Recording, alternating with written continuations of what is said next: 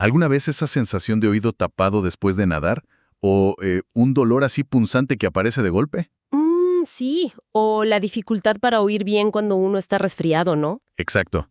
Son cosas súper comunes que nos conectan con, bueno, con el oído. Una parte del cuerpo fascinante y, la verdad, bastante delicada. Así es. Y hoy, justamente, vamos a meternos un poco más a fondo con dos partes clave: el oído externo y el oído medio. Bien. La idea es revisar información de fuentes especializadas, de otorrino, ¿viste? Textos de anatomía, de fisio, patologías, para entender bien cómo funcionan, qué señales nos alertan, si algo anda mal. ¿Cómo se investiga? ¿Qué estudios se hacen? Eso. ¿Y cuáles son las enfermedades, digamos, más comunes que los afectan? Queremos sacar lo clave de estas fuentes para entender mejor el sistema, captar las señales de alerta y conocer qué herramientas usan los médicos. Perfecto. Entonces, si te parece, arranquemos por lo primero que uno nota. Los síntomas. ¿Qué nos dice el oído cuando algo no va bien? Bueno, los síntomas son súper variados y dan pistas muy importantes.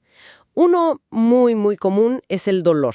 Y acá técnicamente hay una diferencia, ¿sabes? A ver. Está la otodinia, que es cuando el dolor nace en el oído mismo, y la otalgia, que es un dolor referido.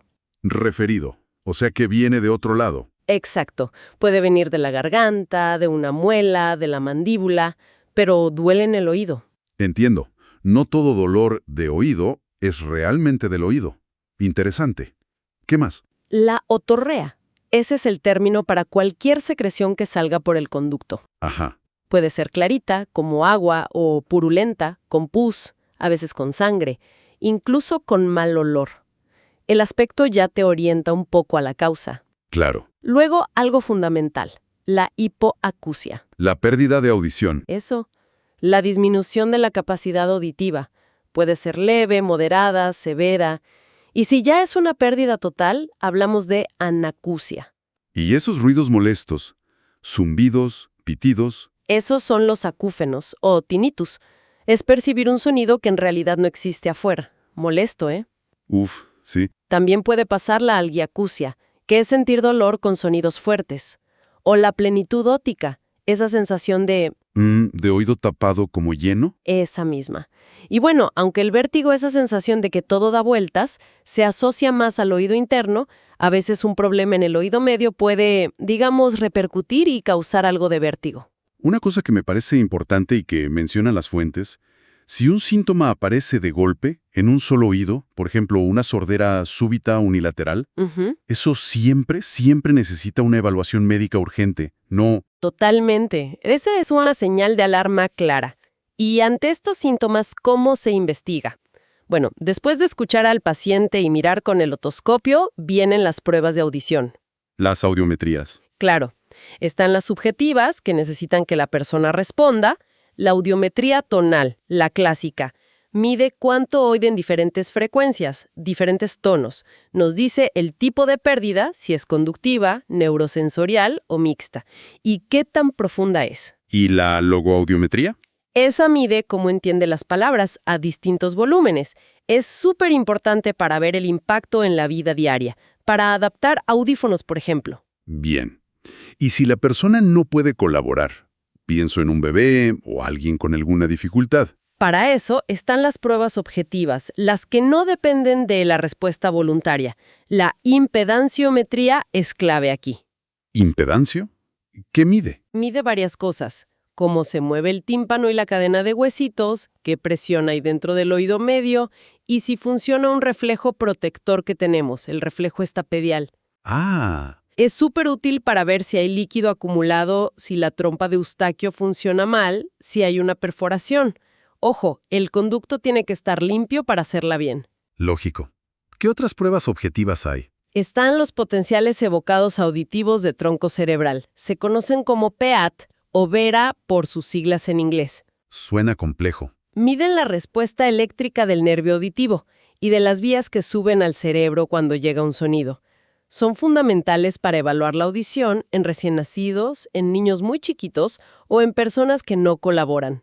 También si se sospecha un problema más arriba, en el nervio o el tronco cerebral. Ya veo. Y las otoemisiones acústicas, las OEA, Ujú. estas detectan unos sonidos muy, muy débiles que produce el propio oído interno sano. Son la base del screening auditivo neonatal, la prueba de audición que se le hace a los bebés al nacer en muchos lugares. Entendido. A veces, además de las pruebas de audición, se necesitan imágenes, ¿cierto? Tomografía, resonancia. Sí, depende de qué se sospeche.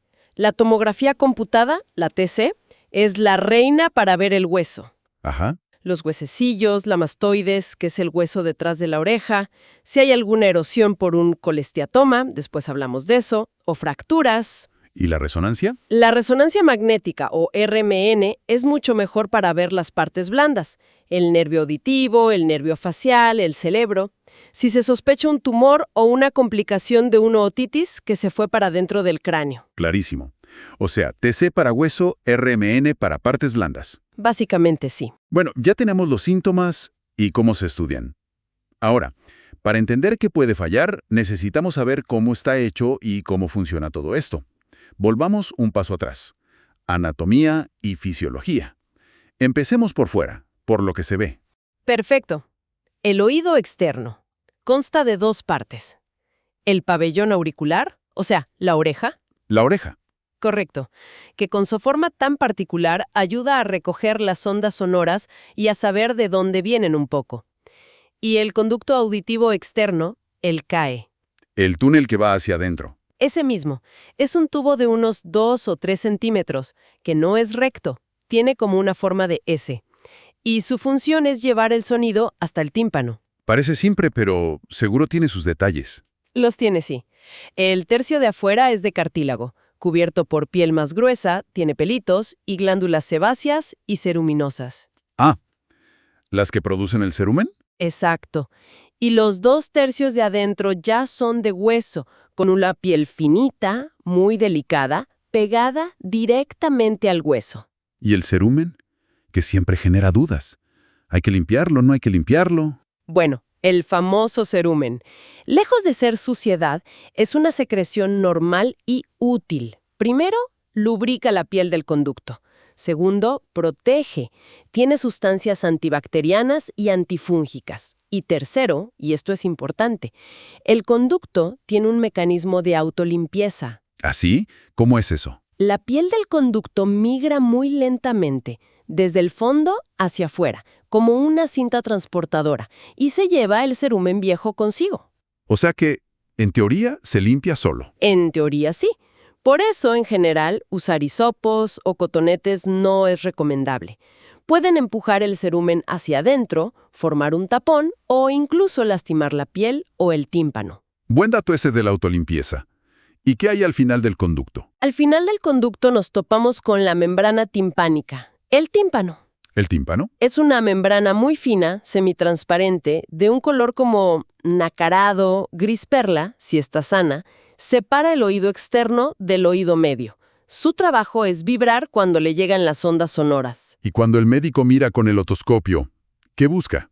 Busca varias cosas. El color, si está transparente o no, si está en su posición normal o abombada o retraída, y busca puntos de referencia, como el mango del martillo, que es uno de los huesecillos que está pegado por detrás, y un reflejo de luz, como un conito brillante que se llama triángulo luminoso. Hay una partecita arriba, la pars flácida, que es más delgadita y a veces se retrae más fácil. Vale. Y detrás del tímpano entramos al oído medio, como una cajita, ¿no? Exacto, la caja timpánica. Es una cavidad chiquitita, llena de aire normalmente, y toda revestida por una mucosa parecida a la de la nariz. Ahí adentro está la famosa cadena de huesecillos. Martillo, yunque y estribo. Esos tres. El martillo está pegado al tímpano, se articula con el yunque, que hace de puente, y el yunque se conecta con el estribo, que es el hueso más pequeño de todo el cuerpo humano. El más pequeño. Sí, y la base del estribo encaja como un pistón en una abertura que se llama ventana oval. Esa es la puerta de entrada al oído interno. Hay otra ventanita cerca, tapada por una membrana, la ventana redonda, que también es importante para que los líquidos del oído interno se puedan mover. Increíble el mecanismo. ¿Qué más hay en esa cajita? Bueno, pasan estructuras súper importantes muy cerca. Por ejemplo, el nervio facial, el que mueve la cara, pasa justo por ahí. ¡Qué delicado! Parte de atrás de la nariz, la nasofaringe, a través de un tubo, la trompa de Eustaquio. Ah, la famosa trompa. Y hacia atrás se comunica con unas celdillas llenas de aire que están dentro del hueso temporal, la mastoides. Hablemos un poco más de la trompa de Eustaquio. ¿Por qué es tan crucial? Tiene dos funciones vitales para que el oído medio funcione bien. La primera es la función equipresora. ¿Qué? Equipresora, o sea, igualar la presión del aire que hay dentro de la caja timpánica con la presión atmosférica que hay fuera. Para que el tímpano vibre libremente y transmita bien el sonido, la presión a ambos lados tiene que ser más o menos la misma. Claro, por eso cuando subimos una montaña o en un avión, Se nos tapan los oídos. Es porque la presión de afuera cambió rápido y la de adentro no se ajustó. Entonces tragamos saliva, bostezamos. o mascamos chicle, Exacto. Esos movimientos activan unos musculitos que abren la trompa y permiten que entre o salga aire para igualar las presiones. entendido. ¿Y la segunda función? Es el drenaje y la limpieza. La mucosa que recubre la trompa y el oído medio tiene unos pelitos microscópicos, cilios, que se mueven y barren el moco y las secreciones hacia la garganta, para que las traguemos sin darnos cuenta. Mantiene la cavidad limpia. Interesante. Y leí que en los niños es diferente, ¿no? Sí, eso es clave para entender por qué tienen tantas otitis. En los bebés y niños pequeños, la trompa es más corta, más ancha y está más horizontal que en los adultos. ¿Y eso qué implica? Pues que es más fácil que los mocos y las bacterias de un resfriado suban desde la nariz al oído medio. Y además, al ser más horizontal, le cuesta más drenar bien. Un combo perfecto para las otitis medias. Clarísimo. O sea, ventilación y drenaje son las claves de la trompa. Y la función principal del oído medio en sí, en la audición. Su función estrella es la transmisión y sobre todo la amplificación del sonido. Piensa que el sonido viene viajando por el aire en el conducto externo, Ajá. pero tiene que poner en movimiento el líquido que hay dentro del oído interno, la cóclea. Pasar de un medio aéreo a un medio líquido es difícil. Se pierde mucha energía sonora. Como gritarle a alguien que está bajo el agua, ¿no? Se oye poco. Exacto. El oído medio actúa como un adaptador, un transformador de impedancia, para compensar esa pérdida y que el sonido llegue con fuerza suficiente al oído interno. ¿Y cómo logra esa amplificación tan necesaria? Por dos mecanismos principales que se suman. Primero, la diferencia de tamaño entre la membrana timpánica, que es relativamente grande, y la ventana oval, donde apoya el estribo, que es chiquitita. Es como concentrar la fuerza en un punto pequeño. Esto multiplica la presión del sonido unas 14 veces. 14 veces. Y segundo, la cadena de huesecillos no solo transmite la vibración, sino que actúa como un sistema de palancas que añade un poquito más de amplificación, como 1.3 veces más. Entonces 14 por 1.3. El resultado final es que la presión sonora que llega al oído interno es aproximadamente 18 veces mayor que la que llegó al tímpano. ¡Wow! Impresionante. Una ingeniería biológica increíble. ¿Y tiene alguna función de protección también? Sí, una muy importante. El reflejo es tapedial. Cuando llega un sonido muy fuerte, por encima de unos 80 decibeles, Un ruido intenso. pequeños que están en el oído medio se contraen automáticamente.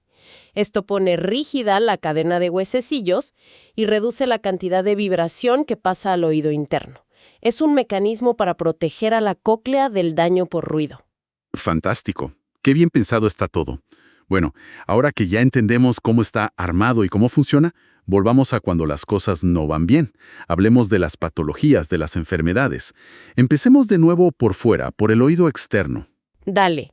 Una súper común, sobre todo en verano o climas húmedos, es la otitis externa aguda difusa. ¿La que llaman oído de nadador? Esa misma. Es una infección de la piel del conducto, usualmente por bacterias como la Pseudomonas, y se favorece mucho por la humedad, el calor, el agua de las piscinas. Y duele mucho. Duele muchísimo. Es un dolor intenso que empeora si mueves la oreja o si te aprietas el trago, esa tapita de cartílago delante del conducto. Además, suele picar. A veces hay secreción y al mirar el conducto está rojo, hinchado, edematoso. ¿Y el tratamiento? Lo principal es limpiar bien el conducto, si se puede. Luego, gotas que combinan antibiótico y corticoide para bajar la inflamación y matar las bacterias. Y por supuesto, analgésicos para el dolor. ¿Hay otitis externas que no sean por bacterias? Sí, claro. Están las otomicosis, que son por hongos. ¿Hongos en el oído? Suena raro, pero pasa. Suelen dar más picazón que dolor, a veces una picazón desesperante. Y al mirar se ven los honguitos. Si es aspergillus, se ven como puntitos negros sobre un fondo blanquecino.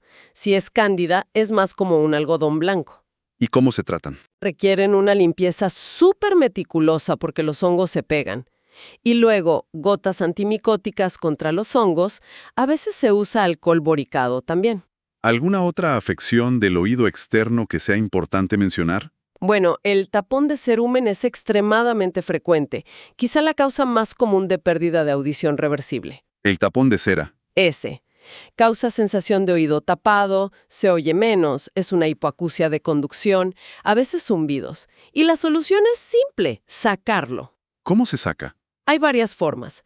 Se puede hacer un lavado con agua tibia. Ojo, siempre asegurándose antes de que el tímpano esté sano, que no esté perforado. Se puede aspirar con una cánula fina o se pueden usar unos instrumentos especiales como curetas.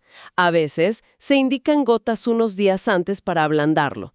Y hay dos cuadros más graves que vale la pena nombrar del oído externo. Uno es la otitis externa maligna o necrotizante. Suena feo, maligna. Sí, aunque no es un cáncer. Es una infección muy agresiva, también usualmente por pseudomona, que no se queda en la piel, sino que invade el cartílago y el hueso de la base del cráneo. Es más típica en personas con diabetes mal controlada o con las defensas bajas. ¿Y los síntomas? Dolor muy, muy intenso y persistente, que no cede fácil. Secreción purulenta, a veces se ve tejido de granulación en el conducto, y puede dar hasta parálisis facial si afecta el nervio. Requiere internación y antibióticos fuertes por vena. Mucho tiempo. Es grave. Entiendo. ¿Y el otro cuadro? El síndrome de Ramsay-Hunt. Este es por una reactivación del virus de la varicela zóster, el mismo de la culebrilla, pero en el nervio facial. Causa una triada clásica. Parálisis de la mitad de la cara, un dolor de oído terrible, y la aparición de vesiculitas, como ampollitas en la oreja, en el conducto o incluso en el paladar. A veces se acompaña de pérdida de audición o vértigo. Vaya, o sea, el oído externo puede dar desde un simple tapón hasta cosas bastante serias. Exactamente. Bien, crucemos ahora el tímpano. Entremos al oído medio. La otitis media aguda, la OMA, un clásico de la infancia, ¿no? Sin duda. Es la infección aguda del oído medio. ¿Por qué pasa? Casi siempre es secundaria a una infección respiratoria alta, un resfrío, una faringitis. Ajá. Esa infección hace que la trompa de Eustaquio se inflame y no funcione bien, no ventile ni drene. Entonces se acumula moco en el oído medio, y ese moco es un caldo de cultivo perfecto para que crezcan bacterias.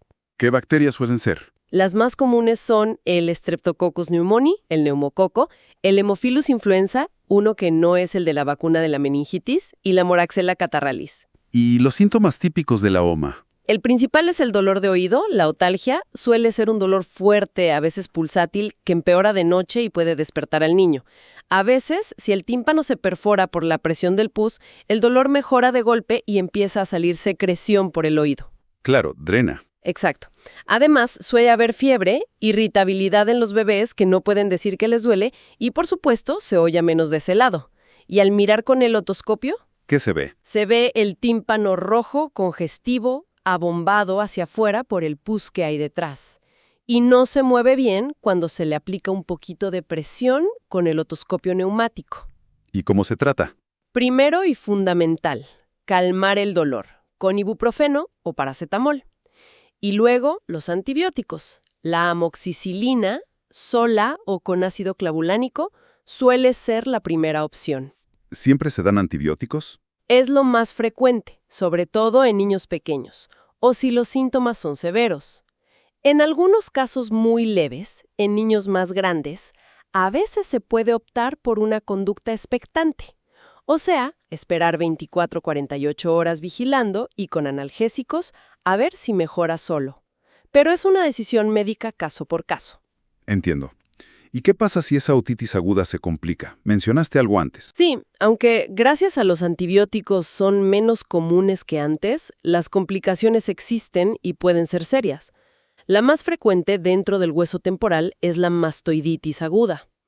¿La infección se va al hueso de atrás? Exacto, a esas celdillas mastoideas que están conectadas con el oído medio. Se inflaman y se llenan de pus. Causa dolor detrás de la oreja, hinchazón, enrojecimiento.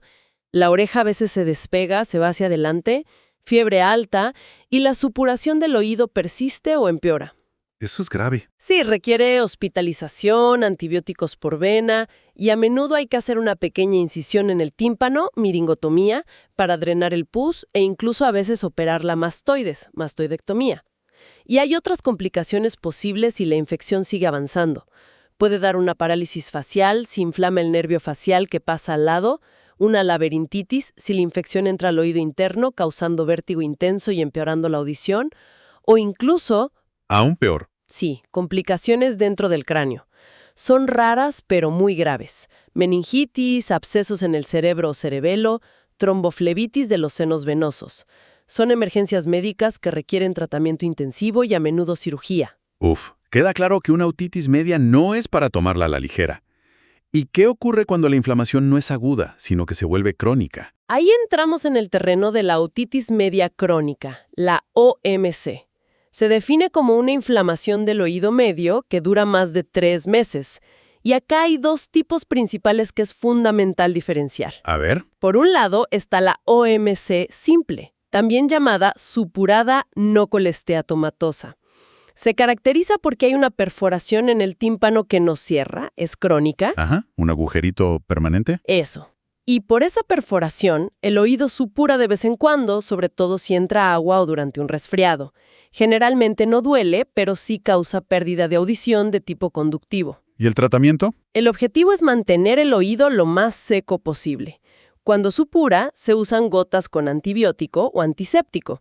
Y si la persona quiere mejorar la audición o evitar las supuraciones, se puede plantear una cirugía para cerrar la perforación, una tímpanoplastía, pero es una cirugía electiva, diríamos. Entendido. ¿Y el otro tipo? Dijiste que era importante diferenciarlos. Sí, porque es potencialmente mucho más peligroso. La otitis media crónica colesteatomatosa. Colesteatoma. ¿Qué es eso?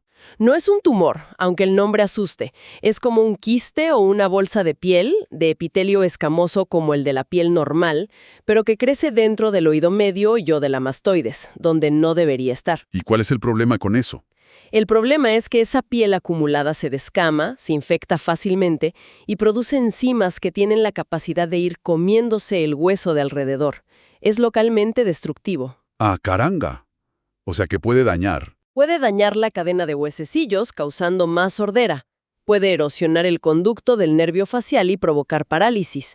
Puede abrirse camino hacia el oído interno y dar vértigo o sordera profunda. O incluso puede erosionar el techo del oído medio y causar complicaciones intracraneanas, como meningitis o abscesos. Eso suena mucho más grave que la OMC simple. ¿Cómo se manifiesta? Típicamente da una supuración crónica, que suele ser más persistente y a menudo con mal olor, fétida. Y la pérdida de audición suele ser progresiva y puede ser conductiva o mixta si ya afecta al oído interno. ¿Y el diagnóstico? La sospecha viene con la otoscopía, al ver la perforación, a menudo en el borde del tímpano o en la parte de arriba, la pars flácida, y a veces se ven como escamas blancas de queratina.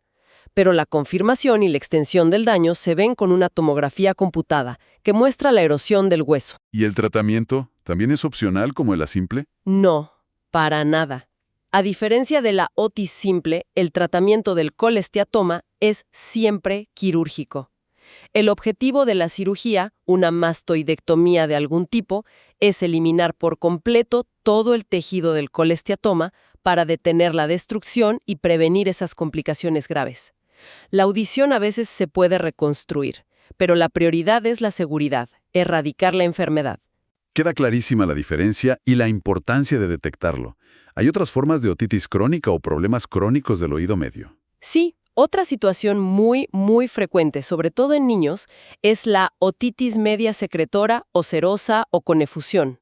Le dicen de varias maneras. ¿Esa cuál es? Aquí lo que pasa es que se acumula líquido en el oído medio, detrás de un tímpano que está íntegro, pero no hay una infección aguda, no hay pus, ni dolor, ni fiebre. Es un líquido más bien espeso, como moco o cola. ¿Y por qué se acumula? Generalmente por una mala función crónica de la trompa de Eustaquio. No ventila bien y la mucosa del oído medio produce ese moco que no puede salir. Es muy común en niños con vegetaciones adenoideas grandes que obstruyen la salida de la trompa en la nariz. ¿Y el síntoma principal? Es la pérdida de audición, una hipoacusia conductiva, que a menudo es fluctuante. El niño oye peor, a veces sube el volumen de la tele, parece distraído en clase. ¿Cómo se diagnostica?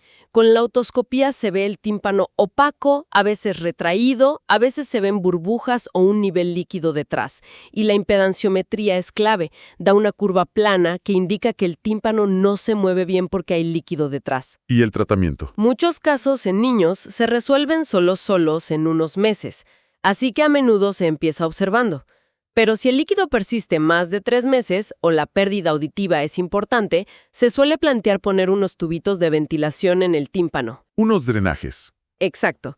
Unos tubitos muy pequeños que atraviesan el tímpano y permiten que entre aire y salga el líquido, haciendo la función que no hace la trompa. Y si el problema son las adenoides grandes, a menudo se quitan en la misma cirugía, adenoidectomía. Y ya para terminar con lo crónico, a veces vemos secuelas de otitis antiguas. Por ejemplo, la atelectasia, que son retracciones muy marcadas del tímpano que se pega a las estructuras de adentro. O la timpanesclerosis, que son como unas placas blancas de calcio, como cicatrices, en el tímpano o alrededor de los huesecillos. Generalmente no dan síntomas, a menos que fijen la cadena y causen sordera. Qué recorrido, ¿eh? Desde lo más externo hasta lo más profundo del oído medio. Muy completo y la verdad esclarecedor. Entonces, resumiendo un poco, el oído externo recoge el sonido, el medio lo adapta y lo amplifica gracias a ese sistema increíble del tímpano y los huesecillos, y la trompa de Eustaquio es la guardiana de la presión y la limpieza allá adentro. Los síntomas, dolor, secreción, no oír bien, son las alarmas.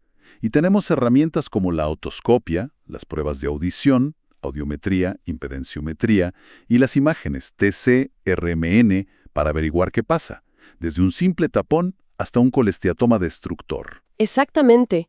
Vimos que el abanico de problemas es enorme.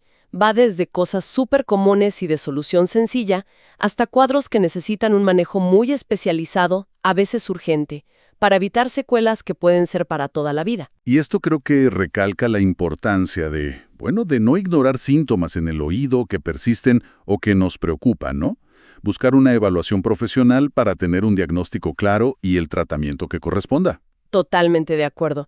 Y quizá como reflexión final podríamos pensar en esa dualidad de la trompa de Eustaquio, ¿no? Es un conducto absolutamente esencial para oír bien, para adaptarnos a los cambios de presión, pero, al mismo tiempo, es la puerta de entrada principal para que un simple catarro, una infección banal de la nariz, se nos complique y termine afectando la audición, a veces de forma seria. Una conexión anatómica simple con unas consecuencias funcionales y patológicas enormes. Es verdad. O también simplemente maravillarnos con la precisión de todo el sistema. Pensar en cómo la vibración de esa membrana finísima, moviendo esos huesecillos minúsculos de una forma tan perfectamente coordinada, logra transformar las ondas de presión del aire en una señal que, después de pasar por el oído interno y llegar al cerebro, se convierte en la música que nos emociona, en la voz de alguien querido, en todo el universo sonoro que nos rodea. Es una verdadera obra maestra de la biología, ¿no crees?